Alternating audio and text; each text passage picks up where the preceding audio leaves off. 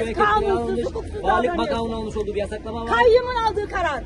Kayyumun aldığı karar. Bu sizin, valilik bu kararı sizin, değil. bu sizin Mahkeme kararınız. kararı var mı? Biz tanımamak, Mahkeme kararı var. kanun tanımamak, Şu an kanun o tanımamak, bahsettiğiniz alınan kararı makamın. tanımamak sizin Ya takdiriniz. şu an bizim adliyeye girmemiz Valilik yasak.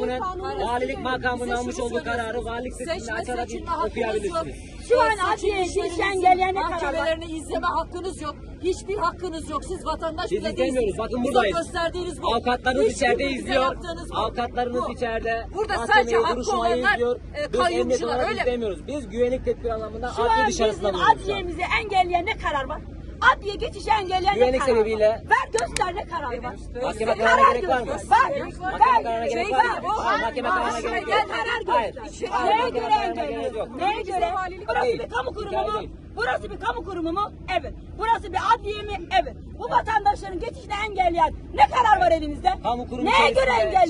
çevresinde Ne karar gösterin bana. oluşabilecek Kanun, hukuk, karar hukuksuzları gösterin. engellemek adına biz Nerede? buradayız. Bir karar gösterin. Hayır. Karar. Karara Böyle gerek bize- yok. bize Karara kanun gerek yok. sayıyor. Karara Var. gerek yok. Bir karar gösterin. o Tevzi zaman. değil. Biz şu an için güvenlik sebebiyle oluşabilecek olumsuzlukları engellemek adına dün meydana gelen asayiş olaylarını engellemek adına, devamını engellemek adına biz buradayız. Mustafa Bey, Yol adliye geçişinize bir izin kamu verilmeyecek. kurumu. Sizin Evet. bunu engellemenizin Kamu kurumuna, Türkiye'yle kamu hiçbir kurumuna alakası tabii yok. ki işi olan, duruşması olan, Hepimizin işimiz İşimiz var. vatandaşların Belediye işi- Hayır, başkanımız siz yargılanıyor. burada, İşimiz var. siz Evet. burada, Bizim sorumluluğumuz siz var. burada- İçeride irademiz var. Hakkınız için Onu buradasınız. savunmak, onu Yani yargılamak herhangi bir bizim ifade verme hakkımız. durumunuz Size yok. hikaye Bizim anlatmayın. işimiz İfade verme bu. durumunuz yok. Bizim Herhangi işimiz bir bu. Biz duruşmanız parti yok. yöneticileriz. Siz sadece Parti üyeleriyiz. burada Dem partiliyiz. Parti Evet. yöneticileriyiz, parti üyeleriyiz. İçeride irademiz var. Duruşmayı- İrademizin yanındayız. Biz duruşmayı burada bizim avukatlarınız işimiz bu takip zaten. etmekte, bara başkanı da içeride zaten.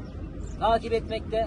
Onun dışında adliye Herhangi bir salonunun, duruşma adliye herkese salonunun, açıktır Mustafa Bey.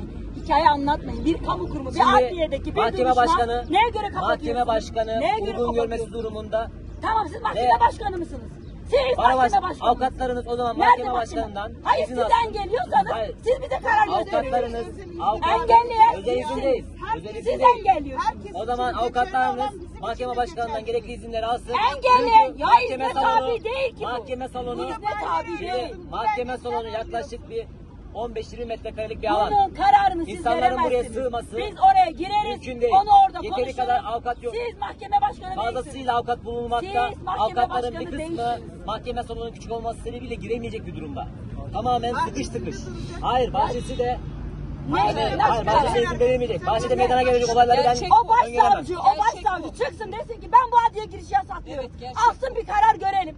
Alsın bir karar. Madem bu Tamam, kıza uygun, iletiriz, alsın bir tamam, karar. iletiriz. Bizi burada engelleyemezsiniz. Tamam, iletiriz. Kamu kurumuna geçişimizi siz engelleyemezsiniz. Bile Tamam, bizim o iletiriz. kararı protesto etmek Yani- demokratik hakkımız Evet, var. alınan kararı da yine onaylamayacağız. Alınan kararı kabul etmiyoruz diyorsunuz zaten. Nasıl her şey Kendi ağzınızda. Gösterme hakkımız var. Zaten alınan kararı onaylamayacağız. Bir Kanunsuzluk, kanun tanımazlığı En devam büyük ettireceğinizi kanun ağzınızla tanımazlığı söylüyorsunuz yapıyor. zaten. Kanun Hayır, tanımazlığı şu an alınan, tanımazlığı şu an alınan güvenlik tedbirleri tamamen Gidip hakkı bakın beyler- müdahale etmiyoruz. Kanun Müdahale etmiyoruz. tanımazlık.